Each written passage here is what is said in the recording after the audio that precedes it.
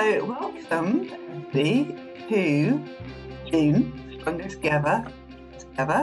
And I've taken a brave pill this time. I'm going to be presenting as well as hosting, as well as doing the tech.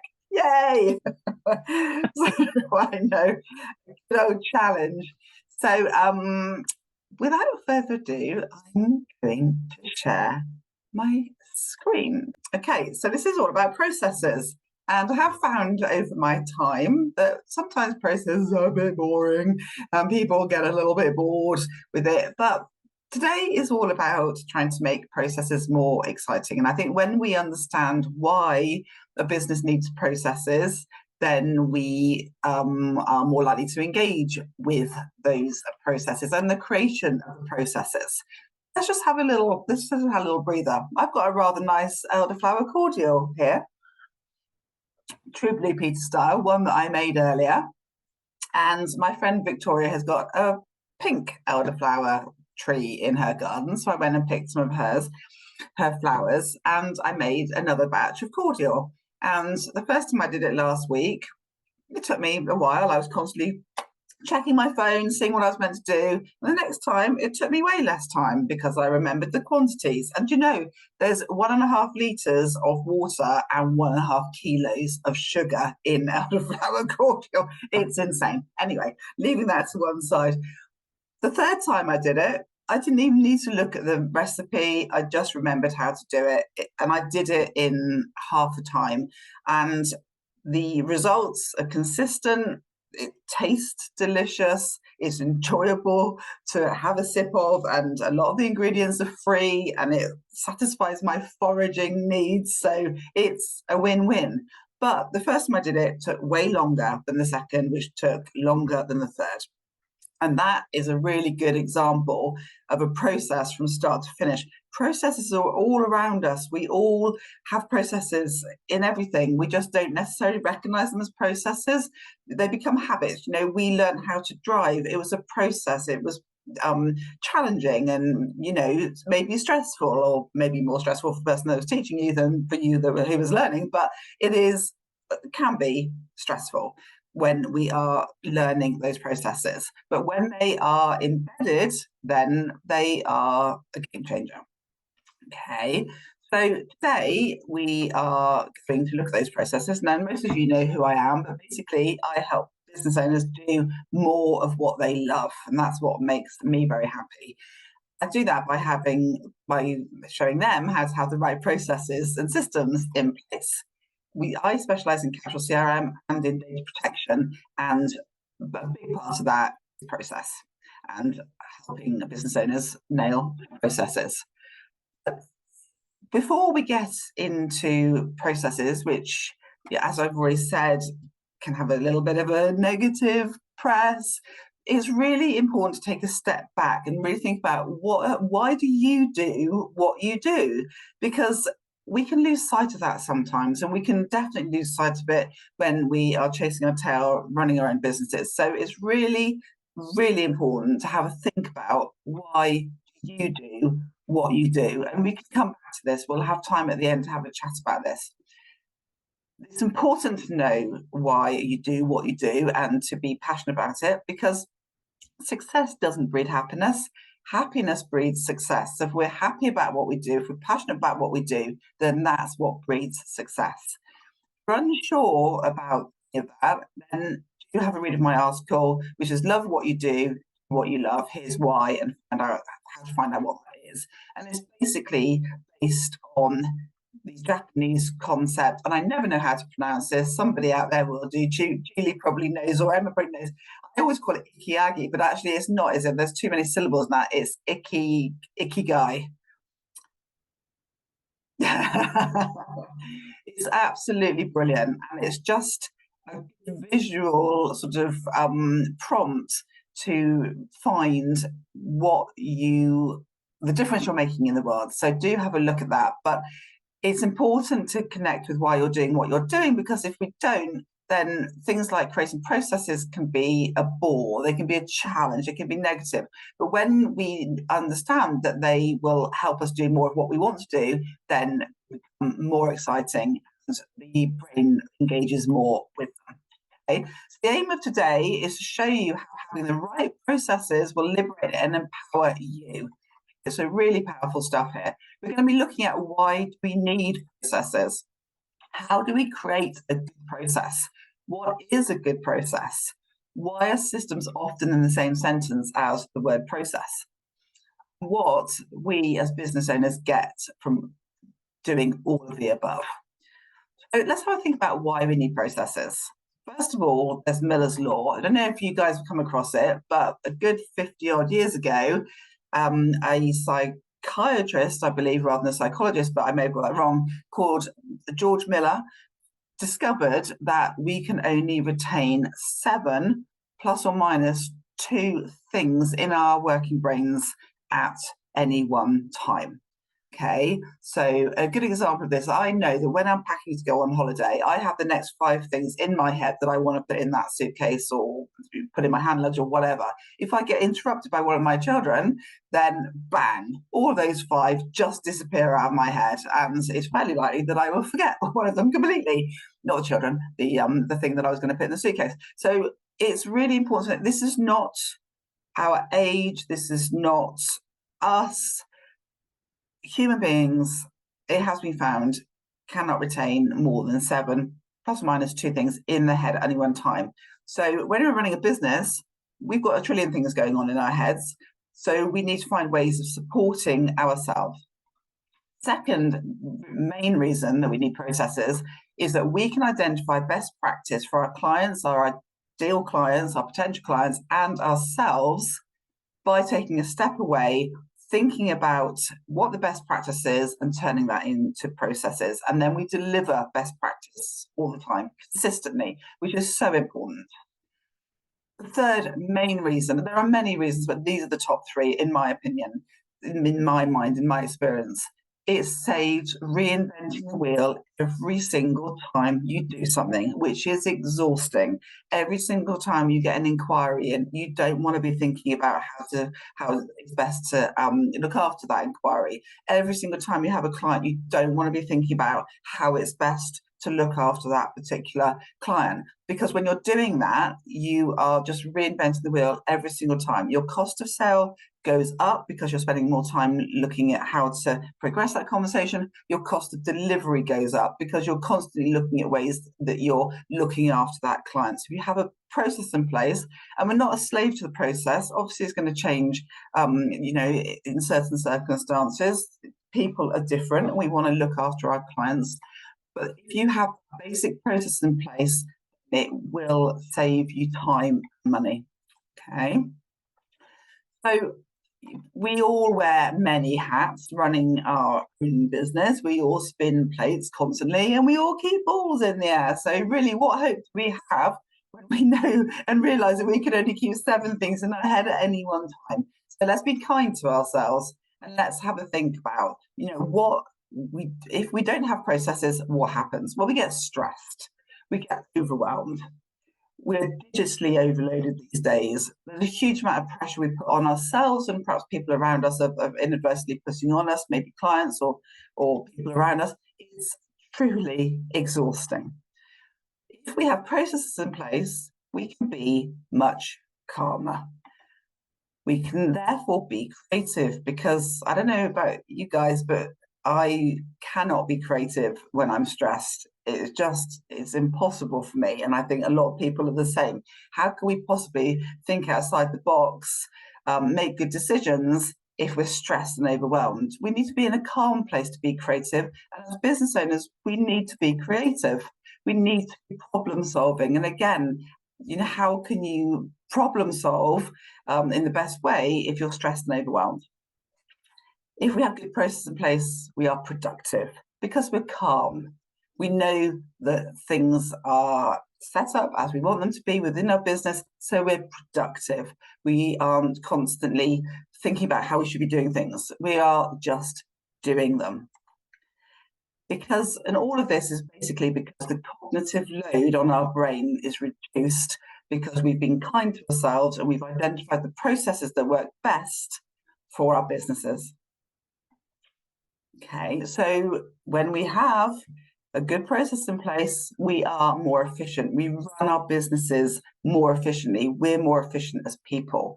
We have a business that's scalable because we have processes in place that we can expand. And we know we constantly have to review. It's not constant, but we do need to review those processes. But by having processes, it does make our business scalable. It makes it easier to get a team on board, whether that's associate model or whether it's an employee coming in. It makes it easier to scale. We are happier as people when we know what we're doing. The team around us is happier, and happier people are more productive. There's a TED talk which says that happy people are 33, I think, percent better at sales. But it also says that we're something like 30% more productive if we're happy, because we're doing stuff that we want to do. So it's logical. If we're happy because we don't have the stress and overwhelm of not really knowing what we're doing, then we will be more productive. When we have good, solid processes in place, we are more consistent. That means things take less time, and it means that our clients have a consistent service. They know what they're going to get from us, and that will hopefully encourage them to talk about us to other people, and that increases referrals, recommendations, hopefully. We've touched on this already, but having a good process in place makes it easier to onboard team members. And I know that from bitter experience. I took on somebody the back end of the year, in the autumn, the April last, and I did not realise how many processes were in my head, and I do processes a lot. And she wasn't there 6 months later. It was difficult to spend time explaining how to do things. You know, one of the reasons she wants more people around her, but I think it was difficult for her and it was difficult for me. And had I invested time really getting those processes out of my head, so it was easier for her to come on board, then I think things may have been different. So it definitely is easier to onboard team members, whether they're employees or associates, if you have processes in place. It also means that the person is doing the thing in the way that you want the thing done. Having processes in place means that we can make better decisions, because we can see at various points within the process how things are going. So if there's a bottleneck at the end of this part of this process, then we can make some decisions about how do we get through that? What do we change? What can we make better? Having a process in place means that at various points we might be looking at the analytics. How many people are in that particular part of the process? You know, why are they still there? What do we need to do to encourage movement of those individuals along our process? Various businesses, Ian, for example, has things that he needs to do to comply to regulations. And so having a process in place means that those things won't be inadvertently overlooked. It also decreases the element of risk within our business. Having a process in place reduces costs, because we're not reinventing the wheel, which we've already looked at. Reduces costs overall, but definitely reduces costs in the sales process, and it reduces cost in the delivery process. So the cost of sale is reduced, the cost of delivery is reduced. That means that our net profit is increased, even if our revenue stays the same.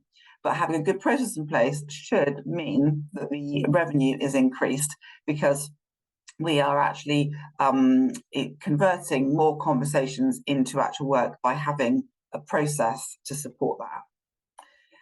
It enables us to have adaptability and continuous improvement, because we're seeing where bottlenecks are, as we've already touched on, so we can adapt and tweak and change things. And the 4 R's are really important here. I talk about this quite a lot, but reflect, revisit, review, refresh. So reflect on how things are going within your business, a particular part of the process or a whole process. Then revisit that process and see what can be made better, what can be improved. So review that process and then refresh that process. The next time you do the thing, you're doing it in a new way. So reflect, revisit, review, refresh. Really powerful stuff. And of course, we can do that in life as well as they're in our processes, but it is good, powerful stuff. Ultimately, if we have good processes in place, we are less stressed, we worry less, we don't get woken up in the middle of the night going, oh my God, I forgot to send that. So I'm hoping that I know that I really value sleep these days, but hopefully it will mean that we all have a better night's sleep if we have good processes in place. Ultimately, this is one of my favourite sayings, is having a good process in place will mean that we don't let a bad day be an unproductive day. And that's, we all have bad days, right? Maybe we have parts of the day that we're not as good and productive as other parts of the day. I know mornings are way better for me than afternoons, but if we have a process in place and then we have a system that's prompting us to do the next thing, then even if we're having a bad day and you're sitting there going, oh, I don't know what to do, then actually it's like, oh yes, I meant to be following up with that person. Oh yes, I said I'd call that person. So even a bad day doesn't need to be an unproductive day when you've got good processes supported by systems in place. Today, we, as I already said, we're going to look at why we need processes. So we've just looked at that. Next, we're going to look at how do we create a good process. And then after that, we're going to go on to look at the process, why systems are often included in the same sentence, and what we as business owners get from all the above. So now we're going to look at how do we create a good process. So where do we start? It can be a little bit mind-boggling, and I do like this image, makes me smile. So, a good process.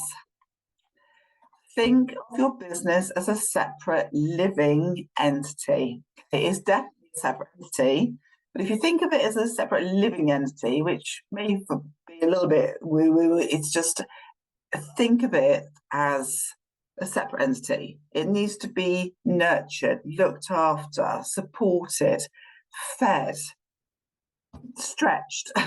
It needs to be all of those things. But when you think of your business as a separate entity, sort of to the side of you, if you like, and so that you can look in on it, it will make a huge, huge difference to thinking about the processes. Then, absolutely imperative, you identify best practice. Take a step away, get off the tech, go out in nature, really think about what has been a successful journey for clients. And that's from the very first contact. A prospect needs to be treated like a client. That relationship starts from the moment that they show themselves to be interested in working with you. So think about what's best for them and put ourselves in their shoes is really a really powerful tool here.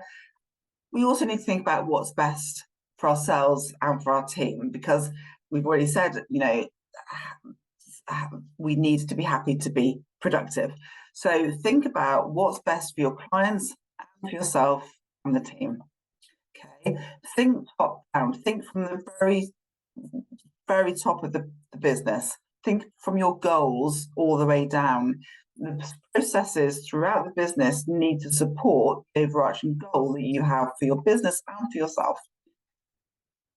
Absolutely imperative that you really, really know who your ideal client is. If you don't, you're not going to be able to put yourself in their shoes, and you're not going to be able to think and prioritize them in this whole process. And also have an ideal client avatar. Now, what I mean from that is we know often who our ideal client is, but when we have an avatar, then we can have them in the room with us. So visualize your ideal client, actually visualize your ideal client and name them. And think of Bob or Joe or Felicity or Simon, whoever your ideal client is. Think of them by name when you're thinking of your ideal client. It brings them to life. It makes it far easier to think about things from their perspective. It's fun, actually. It's a good thing to do. So business is a series of processes. Big advice here, big tip, do not try and do all of them at once. It will literally blow your brain. Do break them down. The best place to start probably is to make a list of all the processes that you need to look at and have that as an expanding list. And it's really satisfying when you tick them off. Again, a really, really, really important thing here, focus on your customer journey from the very start all the way over to the end. And the end, really, of the customer journey is asking them for recommendations or thinking about a case study, and also thinking about the product staircase. Is there something else that you can offer them? So think of the customer journey from left to right. Think of the left-hand side, literally when they're a prospect, when they're just starting to show themselves to be interested in what you're doing, all the way through to the work being completed and the recommendation being asked for, and that end point. And there will be some lines in the sand, and you guys on the session who have worked with me know that I often talk about lines in the sand, particularly for creating a CRM. There will be a line in the sand, and it's sometimes the same and often different for different businesses. So the sales process, the end of the sales process, is the line in the sand before the delivery process starts. And for some people, that's maybe after that initial invoice has been generated. For others, it might be when the contract is signed and the invoice is the first part of the delivery process. So think about where your lines in the sand are, but map out that entire customer journey and then break that down into different parts of the overall process. Okay. So that is how you create a good process, and it's not complicated. I often say, beauty is in its simplicity, and that is a simple way of looking how to create a good process. Because if we make it too complicated for our brains, we're not going to be doing it. Our brains will find many reasons to avoid doing it. So we're going to now look at what is a good process. So a good process is as complicated as it needs to be and as simple as it can be. And that is really, really key. Keep it simple. It has a start and it has a finish, and it is complete. So there'll be a start and a finish, but there'll be things within that, little journeys off, and then people coming back, and then if this happens, do that, and if that happens, do this. So it's complete, start, finish, and complete, with the little sort of spikes that go off, the little junctions that go off. It's absolutely vital that it is complete. Also vital that it is smooth. So I use this word spike. We don't want spikes. We want smooth. We want smooth transitions from one step to the next, whether that's people working with us, or if they don't work with us, then the next smooth part would be for them to perhaps to go into a mailing list, or to connect on LinkedIn, or whatever it is. But make it smooth, because smooth is way less painful for us all. So we need to make sure the process works for our ideal client and it works for ourselves. Okay, so we're going to look today at a good sales process, and we're going to look at a good delivery process. But first of all, I do bang on about this, but I can't stress it enough. Do you really know who your ideal client is, and do you have an avatar? So have a think about it, who they are, where they hang out, what their pains are, really important, what their pains are, because the bottom line is, how can you offer a solution to reduce their pain if you don't even know what their pain is? Okay, and our ideal clients may change slightly, their pains may change slightly. There's a lot going on out there in the world, and those things that are going on have an impact on our ideal client. So constantly revisit the pains that your ideal client is experiencing, because you need to, as Sarah Sankster says, this is, and it's brilliant, meet your ideal client where they're at. We can't bring them to meet us where we're at. We need to meet them where they're at, and that may mean tweaking how we engage, or where we find people, or the messages that we're saying, what we talk about. If you have the ideal client avatar in your head, Simon, Felicity, Bob, Joe, whoever, then you can visualize them, and when you're creating your content and when you're creating your process, you have them front and center.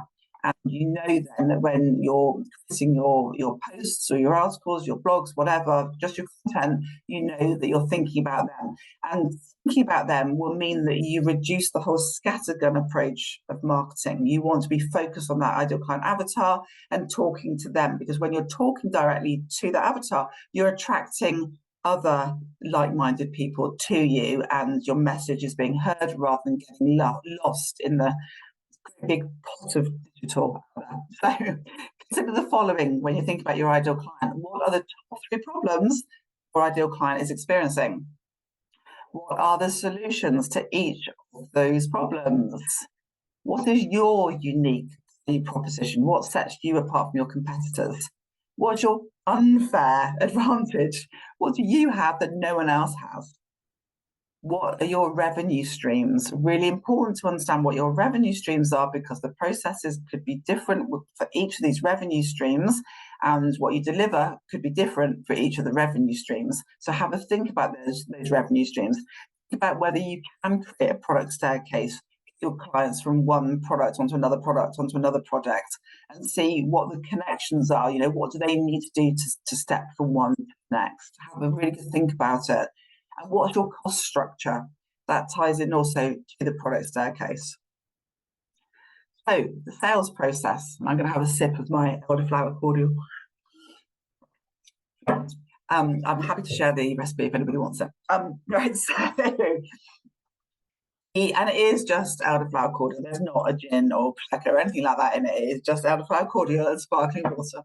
Right, so sales process. The first thing with any process, I can't stress this enough, blank whiteboard, flip chart, piece of paper, preferably outside in nature somewhere. Get away from the tech, get some coloured pens, but just strip everything else out of your head and give your brain the chance to focus on this process, because you will do it a lot quicker if you do look after your brain in that way.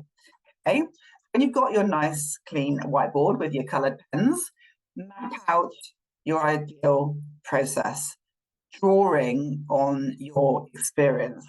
Think about what went well.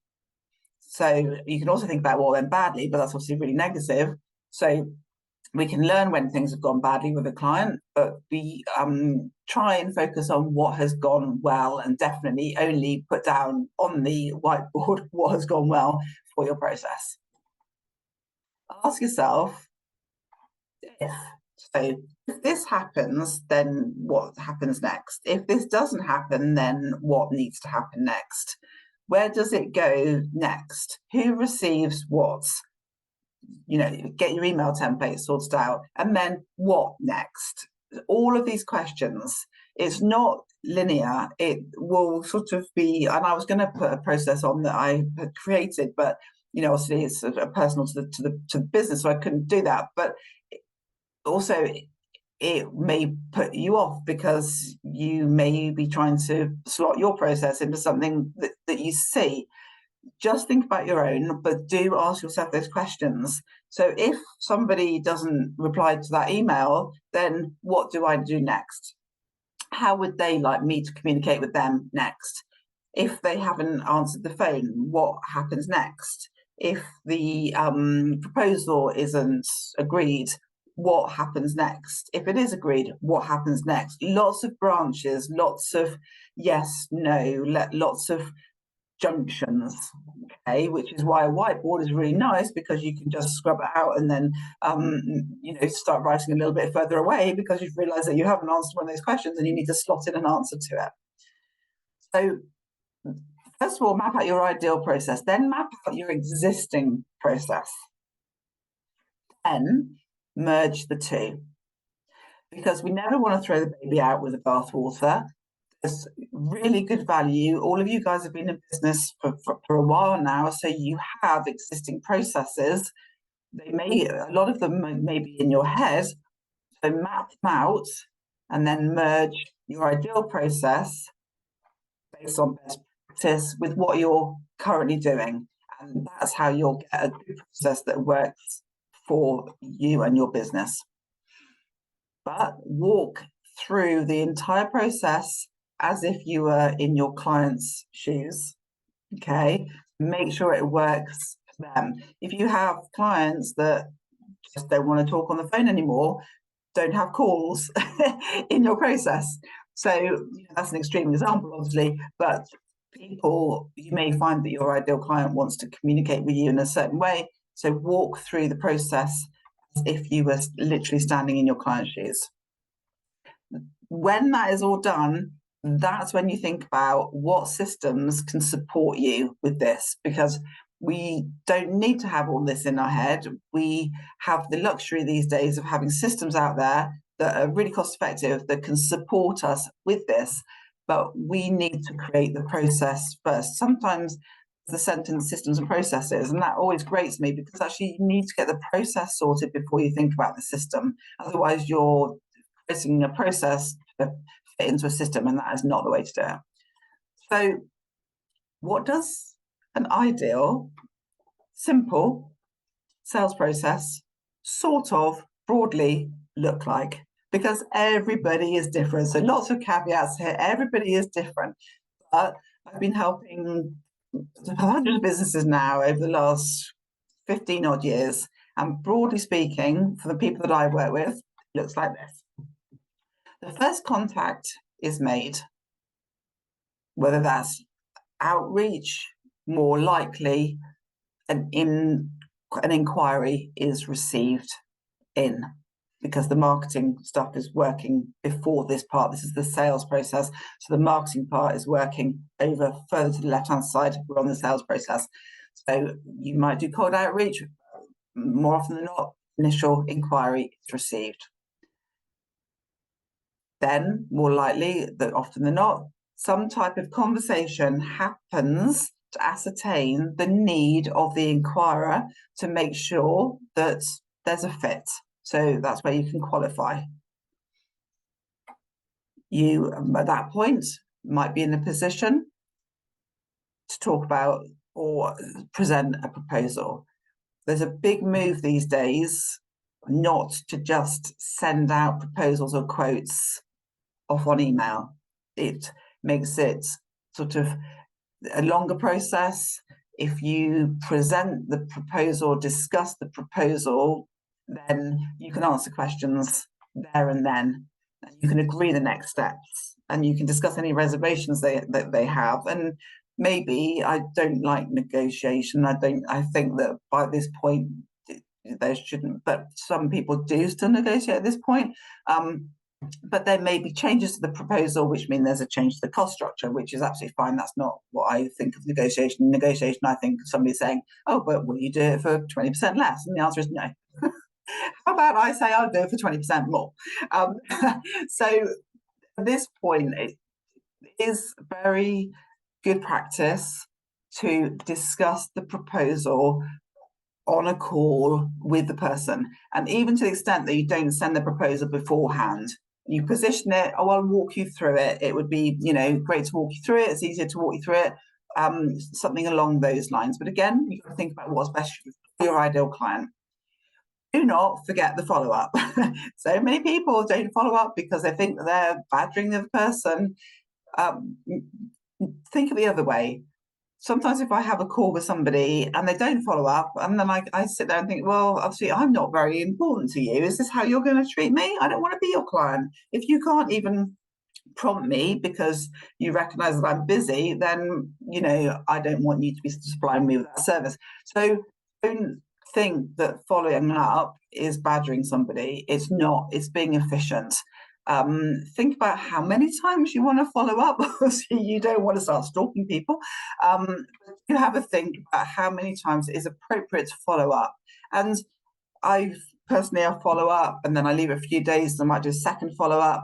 And then what I've started to do is I've started to do a presumptive close a few weeks later, maybe, or I haven't heard back from you.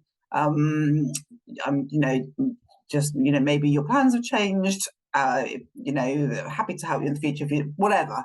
Think about, because you do not want people just hanging around on your pipeline that are never going to go anywhere. So, it does take a brave pill, and I have taken that brave pill several times recently, but it just means that you can focus on the opportunities that are more likely to convert than people that are tire kicking, or that just sort of haven't made a decision. It's not right for them, but they're not sort of brave enough to say. So do follow up, maybe a couple of times, and mix it up, the calls, emails, whatever works for you.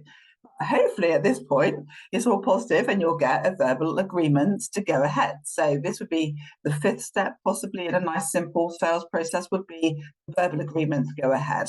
And at that point you're creating the contract, because verbal agreement's great, but it's not watertight. Sometimes it does, sales do fall off at that point. Get the contract out there, and that is a nice end typically to a sales process. So you can see it's not complex.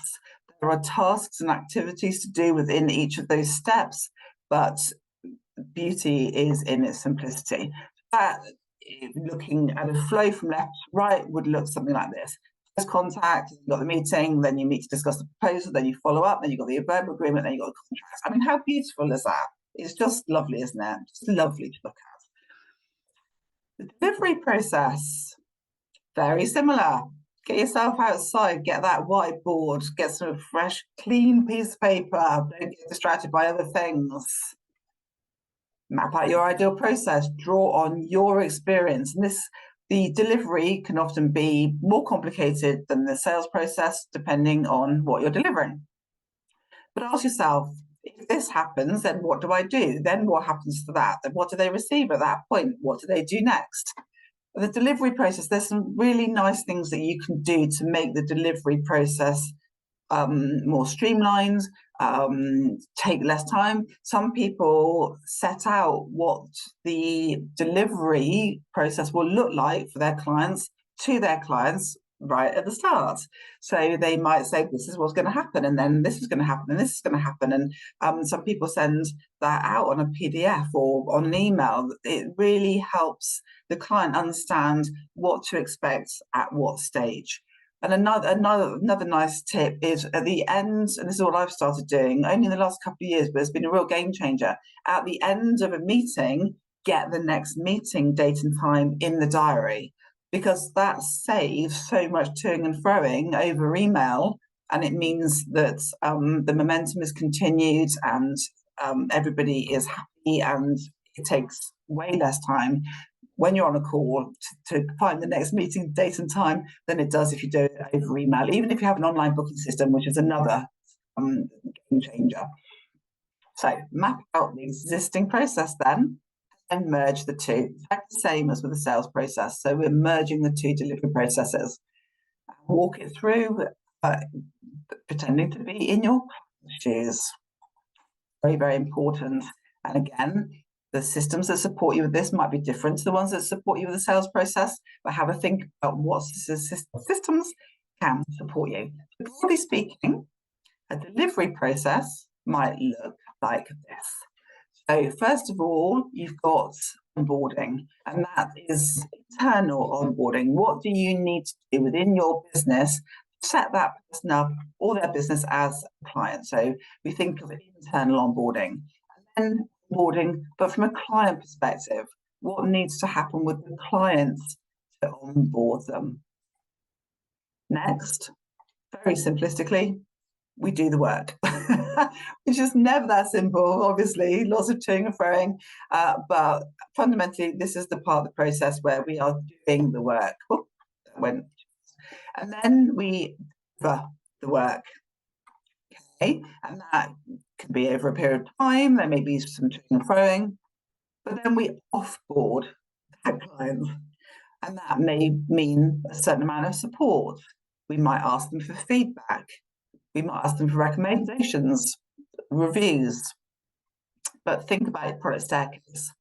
So this is, the work has been done, and now we're at that point where we want everything to be finalised in a nice, positive way. But do check in with them. So many people don't check in.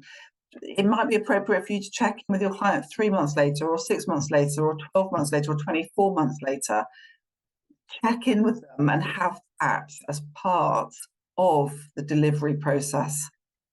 Okay, because it's good to keep in contact with people, and they may recommend you to somebody else. There may be more things that they want you to do for them, or it just is just nice customer service. It's just a nice relationship building. So again, this is a lovely process from left to right. We've gone through them all: onboarding, the work, for the work, offboarding, and then check-in. So we are seeing, again, this movement from left to right. And this would bolt on to that sales process with that lovely line in the sand between the two. Okay. So we have looked at why do we need processes. We've looked at how do we create a good process. We've looked at what is a good process. We've looked, and next we're going to look at why are systems often in the same sentence. And then we're going to look at why, well, what we as business owners get from all of the above. So why are systems and processes often in the same sentence? Well, because we need the systems to support the processes, but choose wisely. I'm sure that we all love sparkly, shiny things, and we can go down a hell of a rabbit hole with some of these systems. They are complicated, and my God, we're jolly well going to nail them, aren't we? And then that takes time, and we just get frustrated, and we want to throw the laptop out the window. So do choose wisely. Have a think about what other people are using, maybe, and try and keep yourself out of the intricacies of the system. Look at them as objectively as you can, and do, you know, check out if there's bolt-on prices for different bits of system. That is often gets people, sadly. It's horrible, but it does. So we want to make sure that the dog wags the tail with these systems, not the tail wagging the dog. We don't want to create a process based on a system because a system has to do it this way. We want the system to support the process because we know that the process is going to work best that way. So we don't ever want the tail to wag the dog. We want the dog to wag the tail. And this is a nice Shutterstock image. I was going to put my own dog on there, but he wouldn't sit still. So that's a cute dog. I think that's the one. I would like one of those next because they look soft and cuddly, whereas I've got a border terrier and they are definitely not soft and cuddly. It's a soft and cuddly dog. Right, so anyway, so why do we need systems and what's the deal with them? Well, it's going to be an initial investment of time and energy and probably money, but the rewards are great. It's really important to get the right ones in place. They provide clarity. They help you with those processes. They help you move those contacts through their journey with you in an efficient and pleasant way for both you and your clients. You can only hold so much in your head at any one time. We've already seen that with Miller's Law. So the systems can prompt you to do the things that you've identified in your process you need to do when you need to do them. There you are. They remind you and prompt you when you need it most. So a bad day is never an unproductive day. So we have looked at all those things, and next we're going to look at what do we as business owners get from having good processes? Well, overwhelm is reduced because we get stuff out of our head. Stress is reduced because we get stuff out of our head and we're not stressing about stuff or worrying about stuff, and we all need to reduce stress, let's face it. Time is increased because we know that we're going to be prompted to do the next thing, and we have decided what the next thing is when we are not bombarded with the emotion of an actual situation. So we use best practice. So this gives us back time, which is amazing. And we're more productive with that time, so it's win-win. Okay, we are more productive in general, but we have more time in which to be productive. So again, win-win. We have an increase in headspace, and my God, isn't that the most wonderful thing when you actually have headspace to do stuff? It's a brilliant place to be. It means we can be creative and make decisions. There we are. Creativity is increased by having systems and processes and systems in place, because they reduce overwhelm, and so our brain is in a much better place to be creative. The thoughts, the ideas just pop into your head when you're not stressed, don't they? Whereas when you're stressed, there's no room for them to pop into your head. Having good process in place means that we have the opportunity and the ability to transition to the next stage of business growth. So we're given that opportunity by having processes in place. We can either tweak those processes to grow, or we can get people on board to follow the processes that we already have. Our reputation is enhanced because we are delivering consistent service. People have a great experience with us, and the reputation is enhanced because of that. We, as a result of that, hopefully we'll get repeat business and referrals, because people talk about us favourably because they've had a great experience with us. So basically, having the right processes in place supported by the systems will increase revenue and decrease costs. You'll get more conversions. If you get good marketing processes in place, then you'll get more inquiries. A good sales process will mean that you get more conversions, and it decreases costs because there's a reduced cost of sale, there's a reduced cost of delivery, which gives you overall an increase in net profit. So the right processes and supported by the right systems will increase net profit, and it will mean that you've got business growth. Your business will grow, you will be more creative, you'll make better decisions because you're in a calmer space. Thank you so much, everybody, for being here. I've loved doing this. It's been a pleasure to see you. Lots of love, and have a great rest of the day, guys. Yes, bye. You too, Julia. Bye. Thank you. Bye-bye.